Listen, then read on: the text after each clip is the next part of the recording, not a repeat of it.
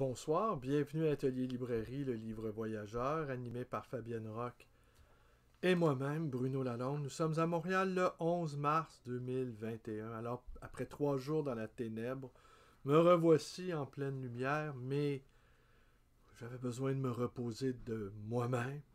Ouais. La confrontation avec l'écran, eh bien, c'est parfois harassant. Mais je suis de retour en pleine lumière, mais d'une humeur un peu massacrante. Et je vais vous dire pourquoi. Et je vais enchaîner avec quelques livres ce soir. C'est possible que la vidéo dure plus longtemps que les 3 dernières. Peut-être pas. Je n'en sais trop rien. Mais je vais d'abord vous dire pourquoi j'ai été si de mauvaise humeur aujourd'hui. La commémoration du premier anniversaire de la pandémie. Alors, qu'est-ce qui s'est passé à l'Assemblée nationale, à l'extérieur, les gerbes, des roses blanches pour les plus des 10 000 victimes au Québec, dont beaucoup, j'y reviendrai, sont mortes dans des conditions ignobles.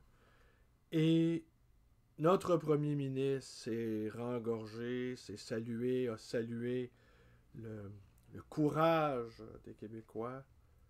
Et franchement, là, je me disais, d'abord, commémorer, on le sait, c'est la meilleure façon d'oublier. La meilleure façon de passer à autre chose, c'est de commémorer. Et Ken Nagano, qui a offert une pièce de Debussy accompagnée d'un groupe de petits chanteurs de je ne sais trop quel village. 1 minute de silence, les cloches des églises qui ont résonné à la volée. Toute cette espèce de mise en scène et où les médias ont abondé en superlatifs, louant la sobriété, le caractère solennel, l'émotion palpable à fleur de peau, et patati et patata. Et on sait très bien qu'au fond, ça devrait être la colère, l'indignation, la honte, la gêne. Ça devrait être non pas le recueillement. D'abord, il y a encore des morts aujourd'hui, sans doute il va s'en ajouter encore demain. Les conditions qui ont amené à ce que ce virus agisse comme... n'agisse pas, mais que les conditions qui ont été l'incompétence. Oui, on n'avait jamais vu une telle crise. Toutes les raisons qui ont été évoquées, les comparaisons, le Massachusetts, l'État voisin du Québec qui a fait mieux. On nous a servi. Alors là, moi, depuis le début de cette pandémie, que je prends très au sérieux, j'ai tenté d'être le moins énervé possible. J'essayais d'être le plus zen possible. Malgré toutes les difficultés qu'on a pu vivre collectivement et individuellement. Alors, aujourd'hui, donc, j'ai été excédé par ça. Mais vraiment, là, et j'ai cette impression aussi qu'on va s'arranger pour oublier le plus vite possible ce qui s'est joué depuis 1 an. Ce que notre système nous a révélé. Et moi, personnellement, je suis extrêmement pessimiste. Mais s'il y avait plus de pessimistes autour de moi, je pense que je me sentirais mieux. Je pense, mais là, je vois déjà les gens n'ont qu'une seule envie, beaucoup de gens n'ont qu'une seule envie, c'est revenir à l'état antérieur à cette pandémie. Et les raisons écologiques qui ont été évoquées dès le départ, eh bien aujourd'hui, la seule réponse qu'on a, c'est la réponse vaccinale. Et c'est l'unique réponse. Mais les raisons sous-jacentes à cette crise, elles n'existent plus. Alors, On se souvient toujours en 1970, le fameux rapport Meadows que vous connaissez et dont je vous ai parlé il y a quelques jours, parlait aussi de l'alimentation, qui était la cause majeure du cancer. Oui, il y a des progrès euh, qui sont faits par la science pour guérir certains cancers. Mais les raisons environnementales, et le cancer est une maladie environnementale, là-dessus, il y a un élément génétique, c'est vrai, il y a un élément héréditaire, c'est également vrai, mais la constante du diagnostic par l'ensemble de la communauté scientifique, c'est que c'est une maladie environnementale. Alors, au fond, la question environnementale on devrait en être obsédé. Mais, honnêtement, ça ne nous intéresse pas. Il faut quand même le dire. Et d'autant plus que on n'a pas de prise là-dessus. Et en plus, l'être humain, l'espèce humaine, n'est pas une créature de besoin, mais c'est une créature artificielle qui fonctionne avec le désir. Nous sommes des êtres désirants. Alors,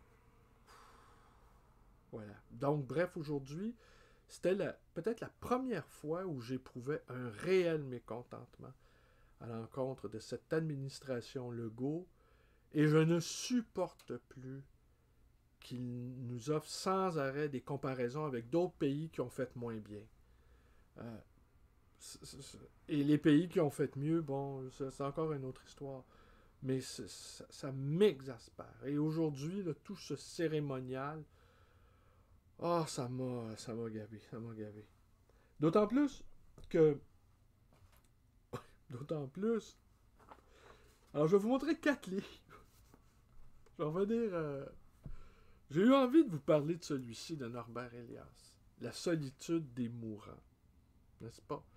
Je peux vous offrir tout de suite un court résumé de ça. Ce qui nous explique, au fond, c'est qu'au fur et à mesure que notre société industrielle a réussi à justement guérir les maladies, à prolonger le temps d'espérance de vie, qu'elle a réussi aussi à endiguer, en tout cas à ce moment-là, au moment où il a écrit son livre, de multiples virus, eh bien,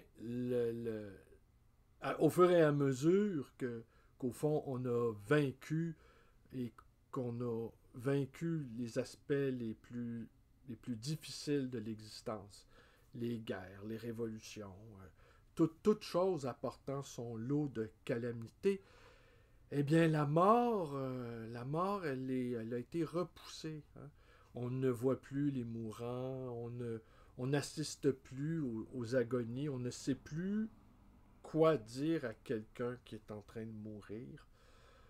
On ne vit plus avec la présence du cadavre comme on pouvait le vivre il y a à peine 2 ou 3 générations, où on veillait le mort jusqu'à temps que son odeur devienne si pestilentielle ou que les vers sortent du nez. Hein. Je ne sais plus quel écrivain ou quel cinéaste racontait que l'apparition des vers mettait fin au rituel de mémoire. Alors, oui. Et toute cette proximité physique, eh bien, avait engendré toute une littérature, une forme de philosophie aussi, hein, la, le spectacle permanent de la mort. Alors, la société industrielle a repoussé loin d'elle le spectacle des vieillards, le spectacle des agonisants. Et pour finir, les dépouilles sont pris en charge par des professionnels qui s'occupent de tout. Et en fait, on ne voit rien. Rien ne se passe. Et rien ne s'est passé non plus. Hein. Quand je reviens sur cette pandémie, ce que nous avons ce ne sont que des chiffres, que des statistiques. Il y avait un reportage d'une infirmière qui se plaignait d'un déficit d'image, que les gens ne pouvaient pas réaliser ce qui se passait dans les hôpitaux, car les soins que le personnel infirmier apportait aux malades n'était pas filmé, n'était pas photographié. Alors, il y avait une sorte d'abstraction. Et l'abstraction a pris toute la place. Tant et si bien on peut s'enorgueillir de, de 10 000 morts, qui en fait ne signifient pas grand-chose, et juger que malgré la catastrophe, nous avons été à la hauteur. Alors, je ne sais comment les Américains, eux, qui ont dépassé le demi-million de morts, hein, sont forts, les Américains, dans la fabrication du mythe. Hein. D'ailleurs, c'est là où ils sont peut-être le plus puissants. C'est que c'est un peuple c'est un peuple mythocratique, c'est un peuple qui est capable de fabriquer des mythes à la chaîne, qui est capable de vivre dans ses propres mythes et qui est même capable de l'imposer aux autres, n'est-ce pas? Et ça, c'est le génie américain. Alors, ils vont sans doute transformer cette monstrueuse affaire en peut-être... il y aura des héros, de personnel soignant, des gens qui auront réussi, vont faire des films, qui auront réussi in extremis à sauver quelques personnes d'une mort certaine. Et comme toujours, même si le système est parfois abominable, on l'a vu avec avec la guerre du Vietnam, le nombre de films qui ont été faits sur la guerre au Vietnam, où tout le monde est dégueulasse. Le gouvernement, les dirigeants militaires. Et la vraie victime, ce n'est plus le Viet Cong qu'on a passé à l'agent orange, au napalm. La vraie victime, c'est le pauvre soldat, le pauvre jeune Américain, envoyé malgré lui dans la jungle vietnamienne. Alors, et que c'est lui la vraie victime. Et que finalement, au fond, circuler, il n'y a rien à voir. Il n'y a pas eu de guerre au Vietnam. Il y a seulement des bons petits gars qui ont été pris dans un engrenage meurtrier à cause d'un gouvernement inapte et d'une bureaucratie militaire sanguinaire. Alors, vous voyez le topo. Finalement, les Américains, c'est des victimes. Alors, ça finit toujours comme ça. C'est le thème de tous les films sur la guerre au Vietnam. Hein? Une longue séance de déculpabilisation où l'individu, pour finir, n'a aucune responsabilité. Je vous ai raconté, je ne vous le raconterai pas ce soir, qu'en 71, j'avais rendu visite avec un ami américain, qui était un jeune ami américain, qui avait traversé, avocat, juif new-yorkais, qui avait traversé les lignes canadiennes pour venir prêter main forte aux draft dodgers, c'est-à-dire aux déserteurs de l'armée américaine qui avait été qui devait aller au Vietnam et qui avait franchi la frontière canadienne et qui s'était établi à Montréal pour échapper donc à la guerre au Vietnam. Et lui, il les avait accompagnés pour la toute petite, minuscule histoire, donc il m'avait amené, m'avait fait promettre moi j'avais 10 ans à ce moment-là, m'avait fait promettre que je n'en dirais rien à personne, que c'était très important. Et finalement, les déserteurs, les draft dodgers, hein, c'était le terme qu'on utilisait, c'était cotisé. Ils m'avaient envoyé acheter du coca et des croustilles, des chips.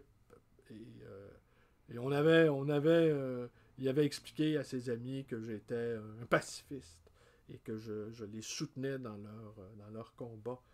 Pour la toute petite histoire, l'appartement était situé au-dessus de la librairie L'Échange sur Mont-Royal. Il m'arrive parfois là, que ça me traverse l'esprit de me rappeler cet épisode-là de mon existence avec Tom, l'avocat, qui s'appelait Tom.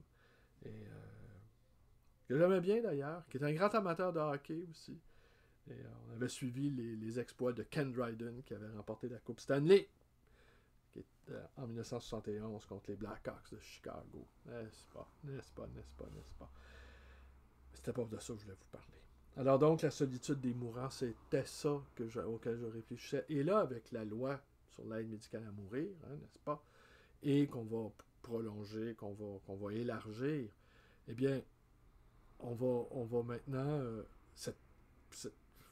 je pense que là, maintenant, avec ce terrible résultat de mort et d'incapacité à venir en aide à ces êtres-là qui sont morts. Hein. Il y a mon ami Bruno, que je ne nomme pas le nom de famille, qui a écrit un petit livre.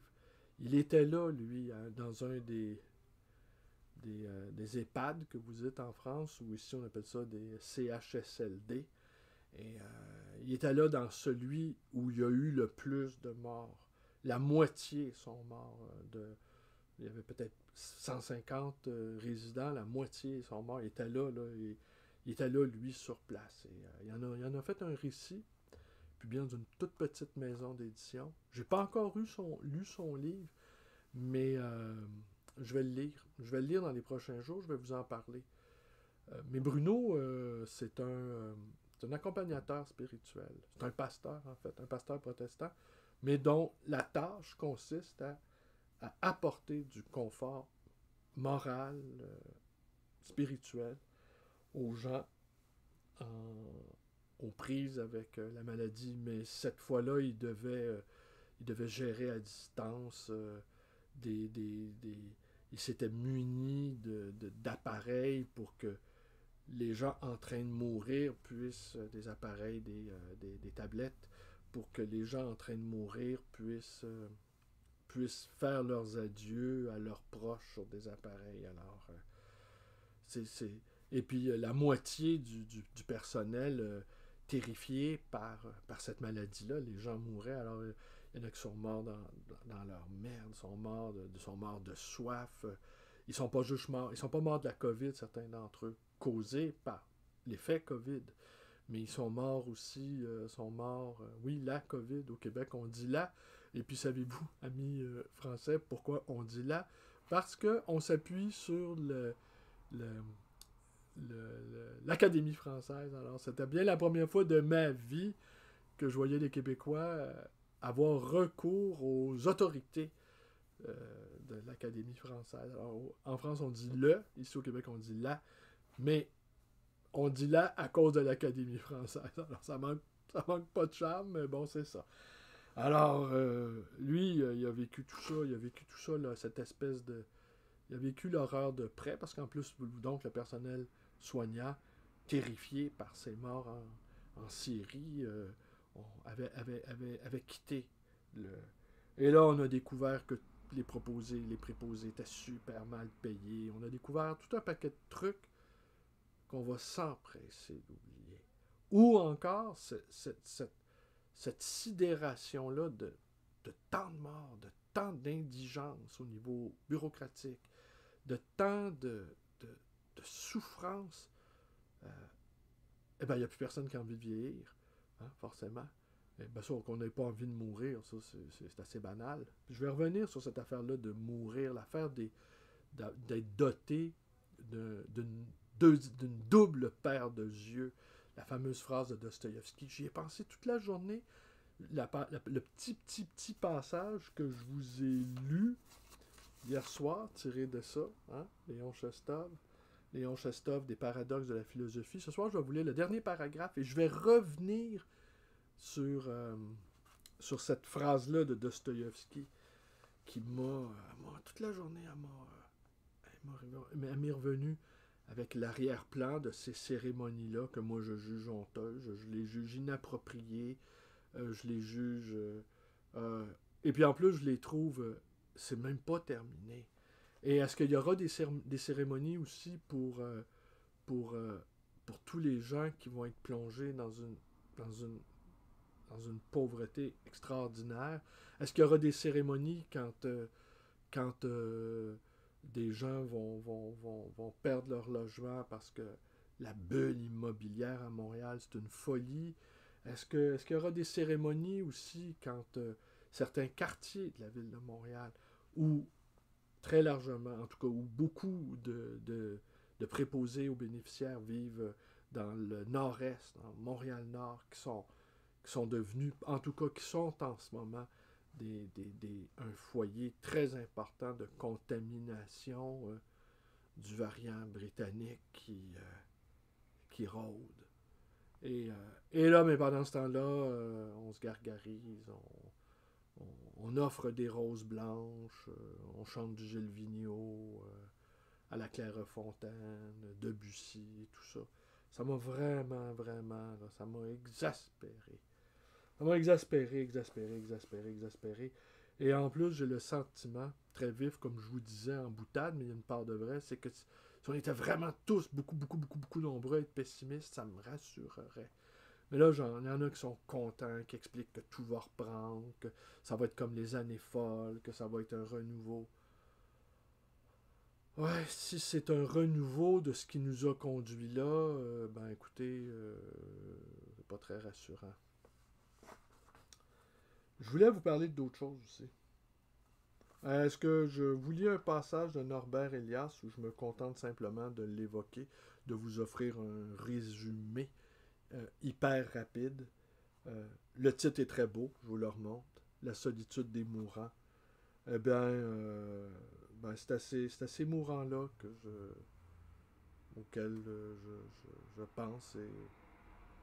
Et avec l'aide médicale à mourir qui a été votée il n'y a pas si longtemps et avec son élargissement à ceux qui sont atteints de maladies, il va y avoir des formulaires que si on vous a diagnostiqué un Alzheimer ou un Parkinson, euh, eh bien, on va vous faire signer un document et rendu à un certain niveau de dégénérescence cognitive, eh bien, vous aurez consenti par avance à ce que l'État et le personnel soignant vous libèrent de, de la dégénérescence, vous libèrent de la mort en vous l'octroyant de manière généreuse et pleine de compassion, avec sans doute du Debussy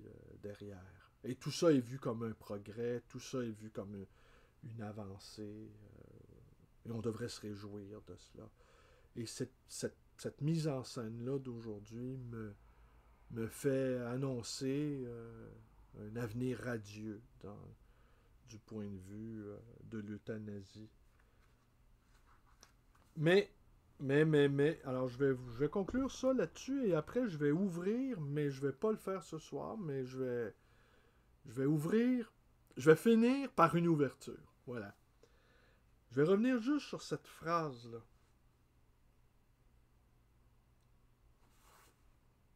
Alors, l'ange de la mort descend pour laisser une deuxième paire d'yeux et faire en sorte que l'homme accède à une nouvelle vision en contradiction complète avec les données habituelles de la conscience. Alors imaginez-vous avec... Et ça, c'est...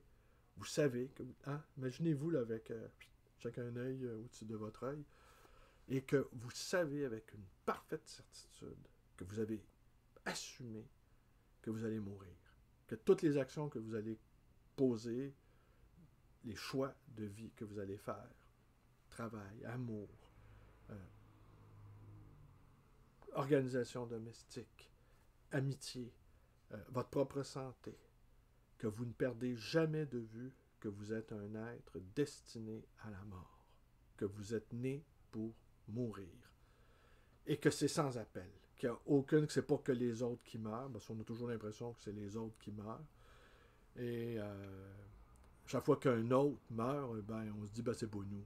Mais un jour, on sera cet autre-là pour tous les autres qui se disent la même chose que nous disons. Et bien, que cette radicale perspective de la mort occupe vos pensées et que toutes vos décisions sont prises en fonction de cette réalité-là. Là, on ne parle plus de la solitude des mourants, on parle de la grande solitude des vivants. Et cette grande solitude des vivants-là peut nous offrir une acuité, nous offrir une... Il y a plein de choses qu'on se met à voir qu'on ne voyait pas. Peut nous offrir une dureté, mais de cette dureté-là peut peut apparaître l'espérance, peut apparaître la foi, j'oserais même dire, peut apparaître l'espérance. Mais sans cette implacabilité-là à l'égard de cette réalité-là, indépassable, eh bien, on ne peut pas avoir accès à un autre niveau de conscience. Et aujourd'hui, cette deuxième paire Dieu, je trouvais l'image, là. Ah. Et tout ça en eu égard à la cérémonie ou à la commémoration. Je me disais, ah ouais, c'est peut-être ça aussi. Vous voyez la dernière page? La toute dernière page.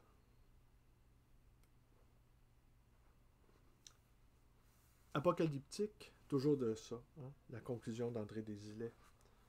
Apocalyptique, sa pensée ne pouvait recevoir l'approbation des éducateurs publics. Ses écrits demeurent un véritable poison aux yeux des bâtisseurs de civilisation. Le bon sens estime bien plus un représentant de commerce ou un dialecticien, c'est-à-dire un professeur publicus or ordinarius, qu'un penseur comme Léon Chestov. Qui peut vraiment le prendre au sérieux? L'homme a besoin de répit, disait Tchekhov. Il a besoin de respirer et de dire « Ah, que je me sens bien! Ah, que c'est merveilleux! » Il lui faut de la fermeté, des règles, un sol sous ses pieds. Mais Chestov n'offre aucune fondation qui rassure. Il est simplement la voix qui clame dans le désert. Situé aux confins de la vie, sa philosophie apparaît comme un risque inutile, un plongeon gratuit dans l'impossible aventure. Inégales, ces vérités n'attaquent personne et ne sont défendues par rien. Chestov, elles se manifestent dans leur vitalité originelle. Elles s'énoncent dans leur incompatibilité et parfois elles se transfigurent.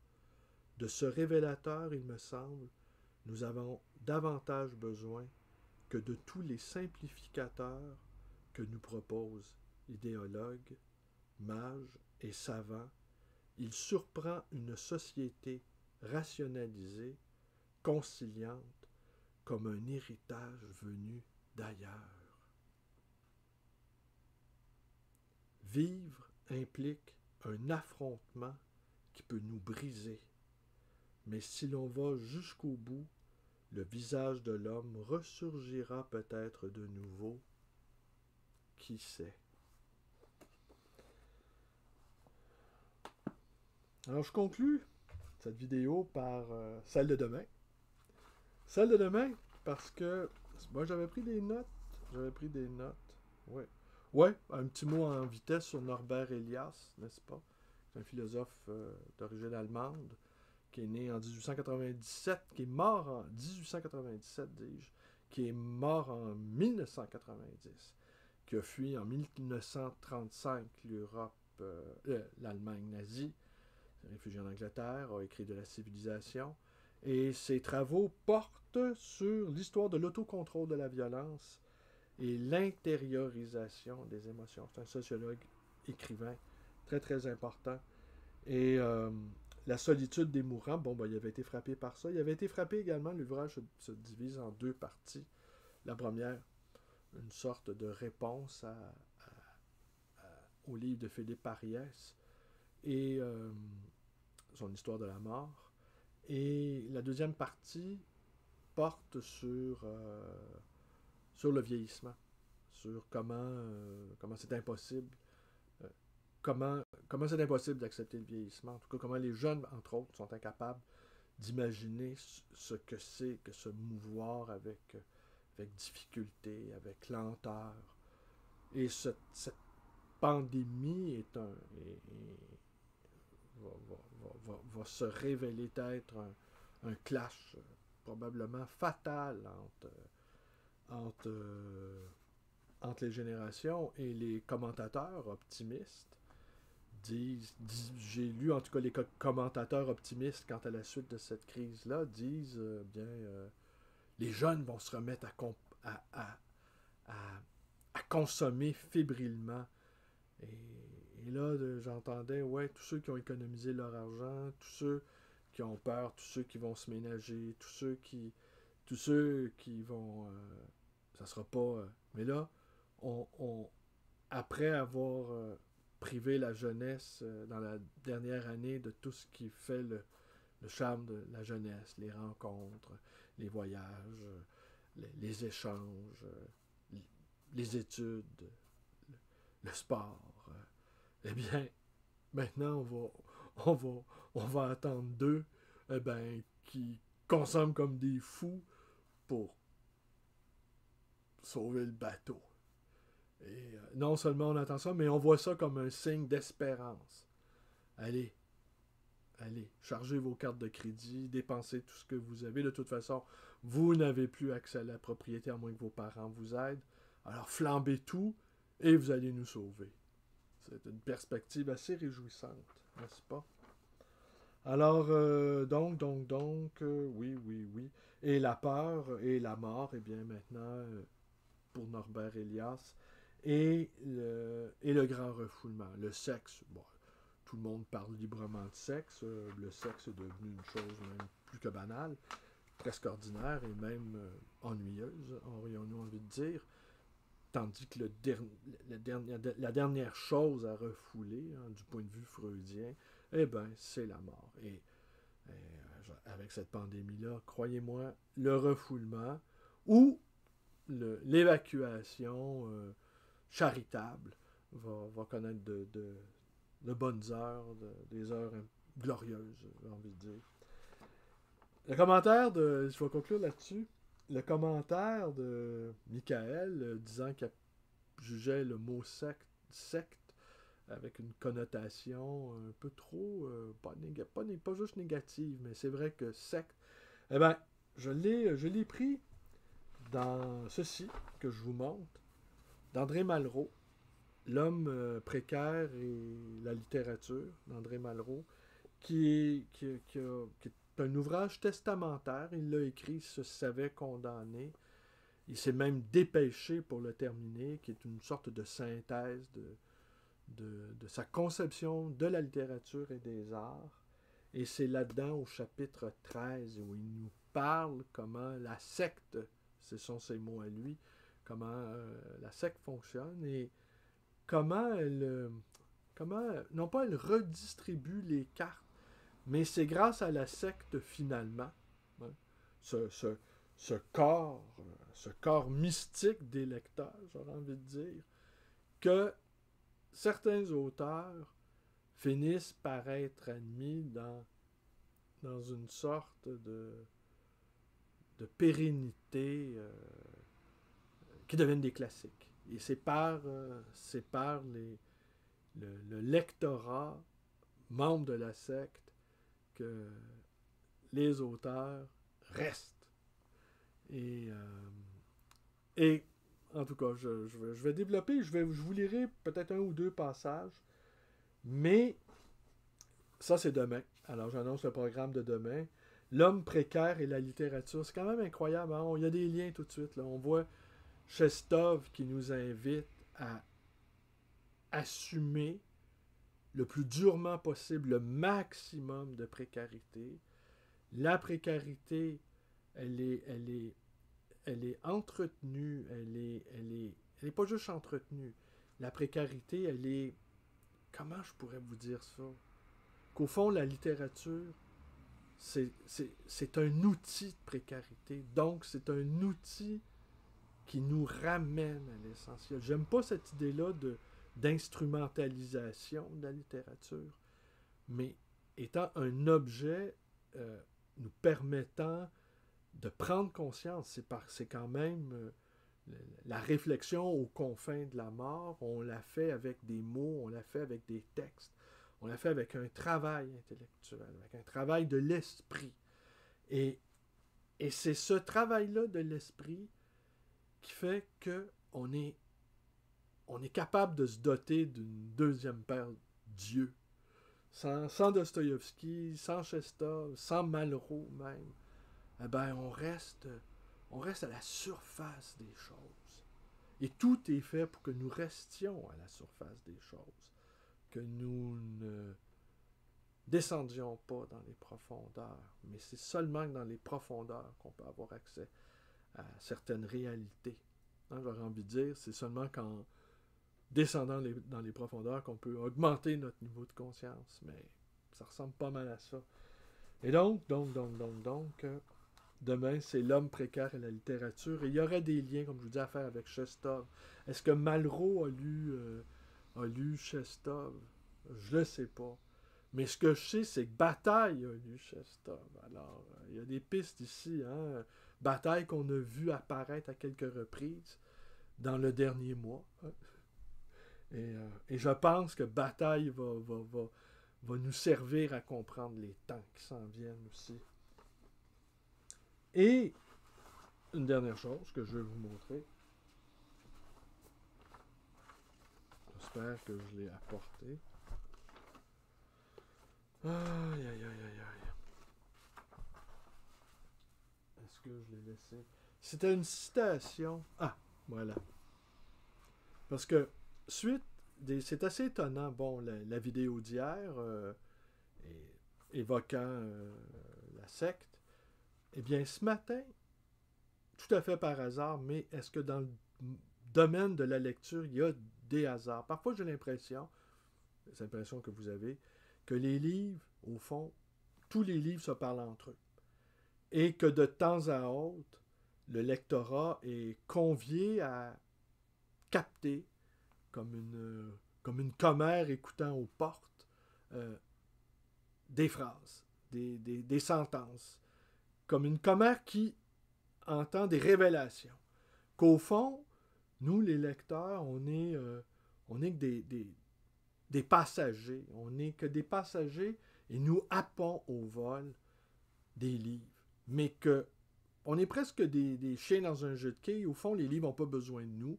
Ils se parlent entre eux. Ils règlent les choses entre eux.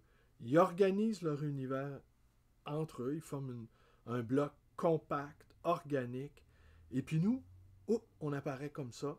Et on prend un livre, mais ce livre-là est en communication avec l'autre là-bas. Et cet autre livre-là, lui, il est en relation avec l'autre là-bas.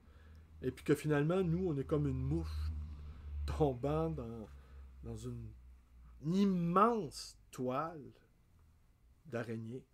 Et on se débat ou on fabrique nous-mêmes peut-être notre propre petite toile, un livre. Mais qu'au fond, les livres se débrouillent très bien sans nous.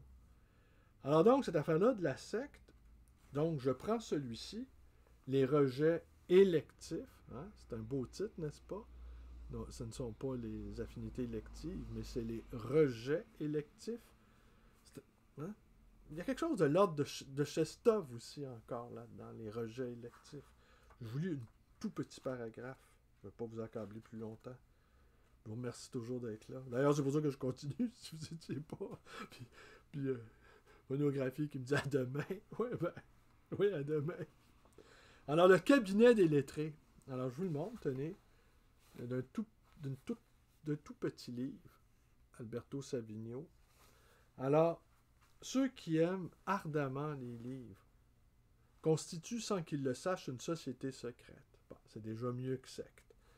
Le plaisir de la lecture, la curiosité de tout et une médisance sans âge les rassemblent. Leurs choix ne correspondent jamais à ceux des marchands, des professeurs ni des académies. Ça, on s'en était aperçu.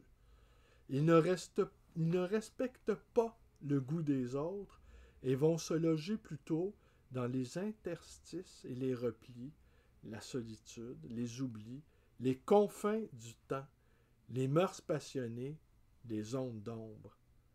Ils forment à eux seuls une bibliothèque de vie brève Ils s'entrelisent dans le silence, à la lueur des chandelles, dans le recoin de la bibliothèque, tandis que la classe des guerriers s'entretue avec fracas et que celle des marchands s'entre-dévore en criaillant dans la lumière tombant à plomb sur les places des bourgs. Hein? Regardez, comme ça se termine. Le cabinet des lettrés. Alors j'étais assez, pas stupéfait, parce que je sais la mystérieuse concordance qui peut exister entre les volumes, mais je me dis, le cabinet des lettrés. Mais dans le cas de Malraux, il y a un principe actif là, dans la secte. C'est ça aussi. Hein? Le principe ardent, résolu, euh, borné et aveugle, mais doté d'une deuxième paire d'yeux. Voilà, c'est tout pour ce soir. 41 minutes. Je reprends un peu de mon tonus. Les 3 derniers jours, j'étais content d'être dans la pénombre. C'était reposant. C'était reposant de ne pas se voir la tronche. Ah oui. Ouais. Mais je parle pas tout seul. Merci, bonne soirée et à demain.